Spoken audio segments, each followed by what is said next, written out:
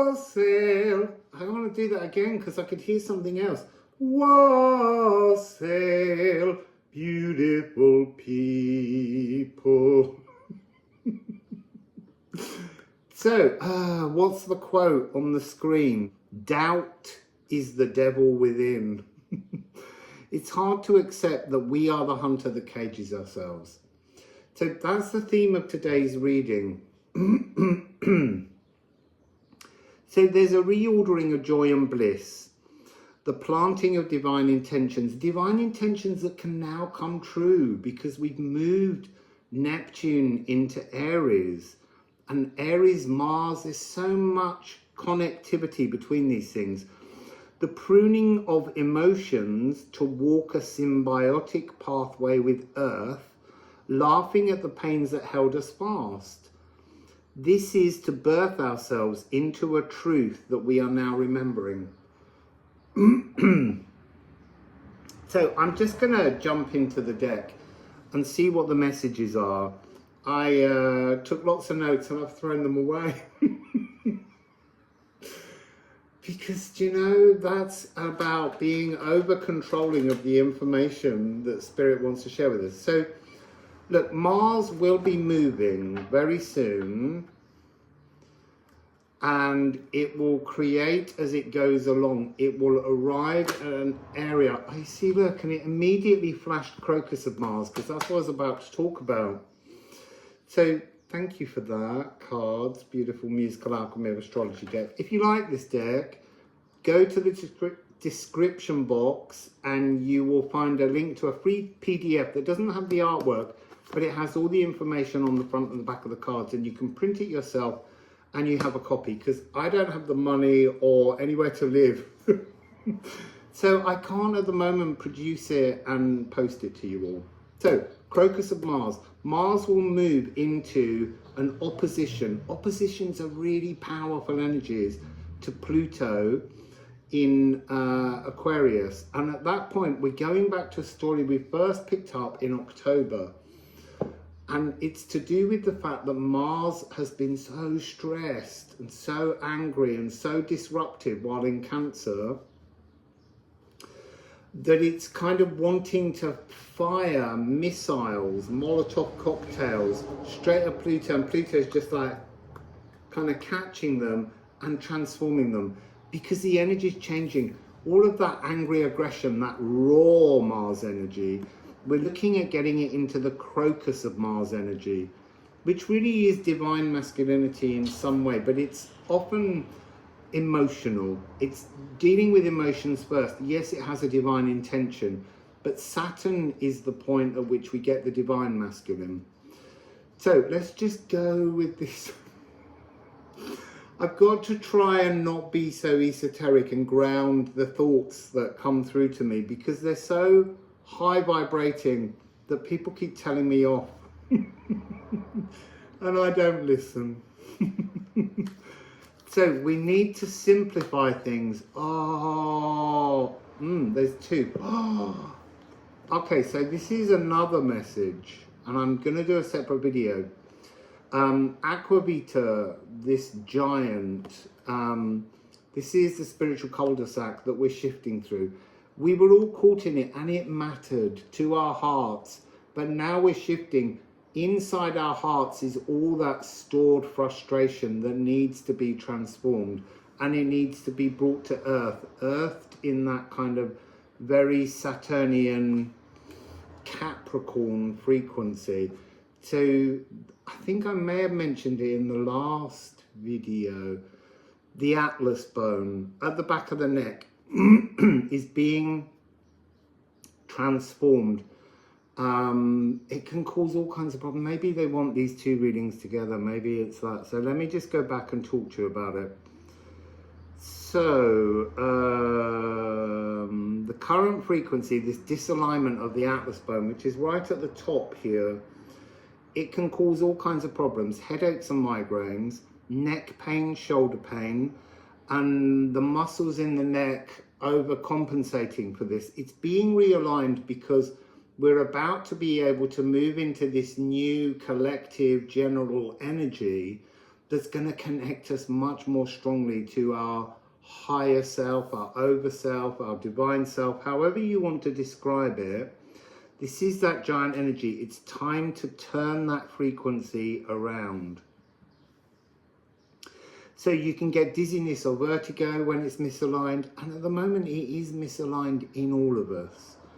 So there's balance relies on a combination of input from your eyes, inner ears, and upper cervical spine. Brain fog, mental sluggishness can be a result of this impaired blood flow because your jugular veins can't drain energy down properly. You can get TMJ disorders, which is to do with the jaw, which is temporomandibular joint. So all of those kind of energies can be caused by this misalignment. Lower back pain and sciatica, because the muscles along the spine contract unevenly to compensate for this problem up here. There's also a numbness or tingling in your arms that you can get, particularly when you wake up. That's going to be transforming. Blurry vision. By blurry vision, I don't mean like drunken vision. I kind of mean, calm down. I mean a kind of like when people have astigmatisms and things like that, because the skull bones, meaning the eyes are actually sitting in the joint slightly differently, so they've not got the focus. That's all being realigned. Anxiety. Misalignment can affect how your body handles stress, and this contributes to feelings of anxiety or panic without an identifiable source. And also the chronic fatigue that people have been feeling recently. This is also part of this misalignment of this Atlas bone. Atlas, the Atlas Mountains where I went in Morocco, the giants that we ran into everywhere. You can go back and you can see the videos in Morocco. Zura was where Antaeus was buried, and I kept running into Hercules. It's about running into our greater divine frequency, and we need to earth it. So as Pluto grabs all of these frustrations and angers and catches them, it's almost like it's like Wonder Woman with her golden armbands doing all the bullets. That's what's happening. Mars is firing up. Mars will calm down as Mars moves into Leo, but at the moment it's building. The frustrations are building. So I am I. This is really important. So I am me is your divine intention. That's your crocus of Venus. I am I is to actually be physically actioned in the real world. So your divine intentions having skin around them. This is producing magic. So we're working at the moment. There's all this phlegm coming up, like it's like Mars is like, don't talk about it, don't talk about it.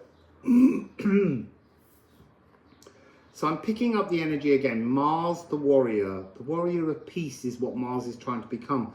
And that's what this is, the farmer, the harvester, the thing that can create stability in our world. There's something of a transition of empathic prowess. Now that's interesting. I didn't expect that to be the word. So this energy, it's what's coming through is taking responsibility for all of our actions and for our frustrations and for our angers, and how we have created the world, the earth, the physical realm that we live in. That's the pragmatic physical truth. Ooh, yes, it's uncomfortable. Bask in the applause. Bask in the applause of the calm, of becoming much more at ease.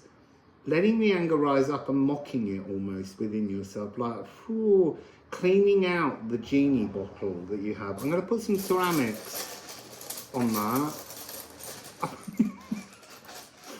I feel like at the moment when I'm channeling, it's a bit gabbled, and I am really trying very hard to ground the concepts.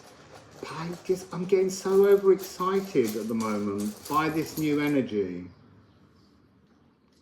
Wow, this was the first rune out in the reading I did about the new astral. There is a new physical realm awaiting us, but it has no room for anger and frustration. It just doesn't. And then we have 45, newer. It's new, it's brand new. And then we have Lagu, 21. So that's the space between the dark side of the moon and the sun in which our divine intentions are created. And then explore, razor, and alchemize. We have to explore these new feelings, these new freedoms, dreams. There's all kinds of wonderful, amazing stuff being brought forwards for us. And it's time now to really settle into a calm. I'm so good at settling into a calm. I've been absolutely like manic with excitement since that eclipse tunnel. I see it wants me to show you that, because this is, Ophir Lagu is to be given a new energetic cape, a new frequency to wear, and it's showing me this as the union between the crocus of Venus and the crocus of Mars. The hierogamus, which I always mention, is the divine union of both the intuition, the dream, and the action to make it real in the physical. This is what Mars is giving us the opportunity for. But, you know, at some point, all soldiers retire because they're just past all that fighting business. And that's what we're seeking to do. This new energy, this new gift that's being offered by the Ophir Lagu, the even higher cosmic ocean that's love, pure, loving, supportive peace, is what we're meant to be working with. That's what we're striving towards. There's the 2 dragons. That's interesting. The 2 snakes, if you want to look at it that way. Kundalini rising is how we think of things, but that's the physical earth snake. That physical earth snake is often spoken of as the only energy. There's a galactic Kundalini that comes down, and for me they are divine intention, which is the galactic end, and then the physical realm of Jormungandr, the snake. It's the year of the snake. See, I was told to expect to talk about the year of the snake earlier, and then I threw all the notes away. But so this is about shedding the skin of anger. Oh, the irritation on the skin. There's irritations forming on our skin, itchiness, and we've got to allow that to be shed now, to be in this energy of the holy marriage within ourselves. Our divine consciousness, the galactic snake reaching down. Someone wrote to me the other day about the snake goddesses, and there was some found in the Minoan culture in Crete, and I had originally assumed they were the only ones, but when I was in Ecuador, I discovered the boa goddesses. Same thing, just in a different form. There's also, there's an Egyptian goddess whose name escapes me because again, thrown all the notes away. But there's also the Lady of Cow in Peru. Now when she was uncovered in her grave and temple, she had snake tattoos up her arms. And so this has been an energy that ancients have known about, our galactic snake, which is Ophiuchus. And it's interesting because Ophiuchus' best friend was Asclepius, and that's again now showing me the energy between the marriage of the divine serpent and the earth serpent, and they meet in our heart. And when they meet, now they're showing me, now I'm seeing. So now I'm seeing the Book of the Dead from the tomb of Tutankhamun.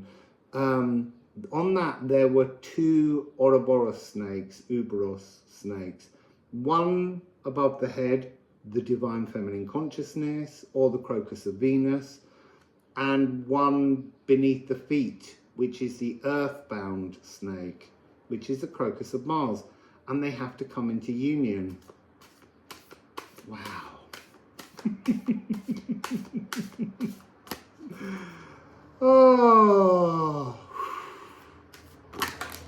Oh, that's a bit of a big spill. And that one turned upside down. It's Liffruma.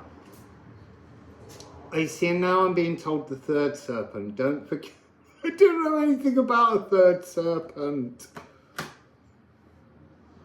I'm just going to leave it there for the minute.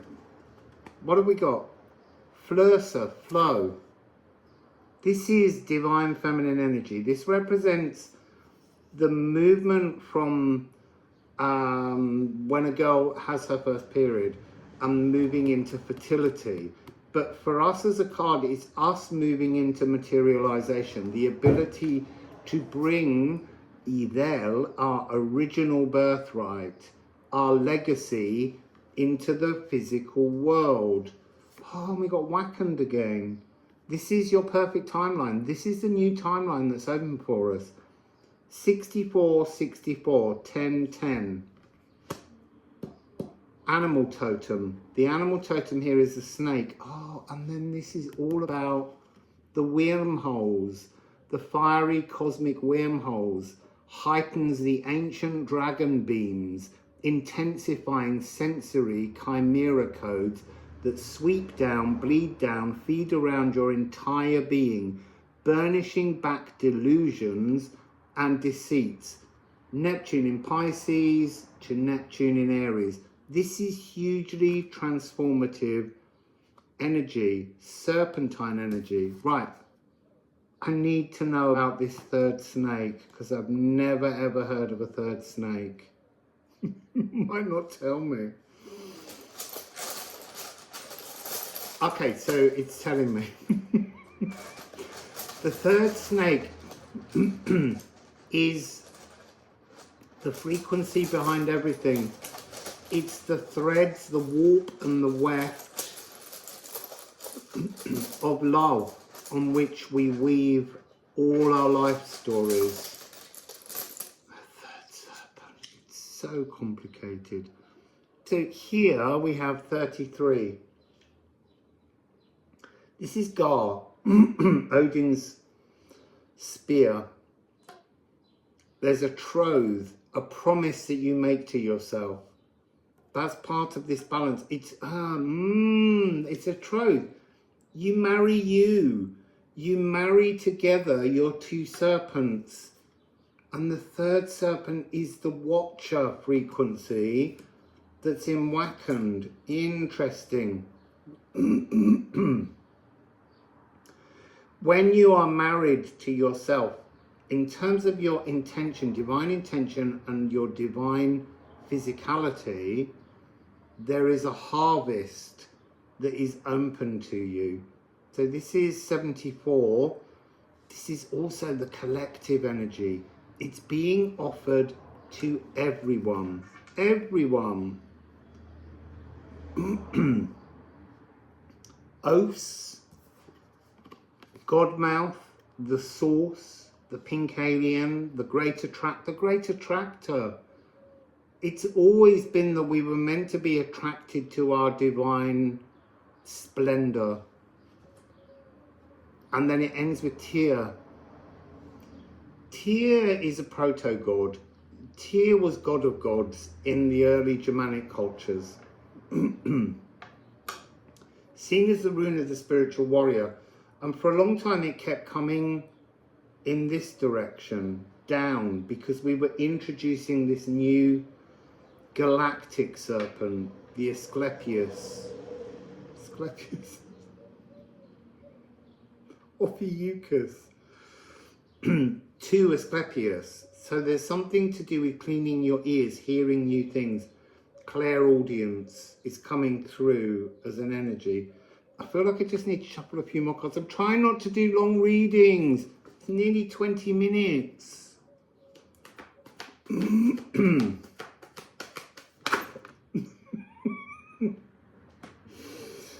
So,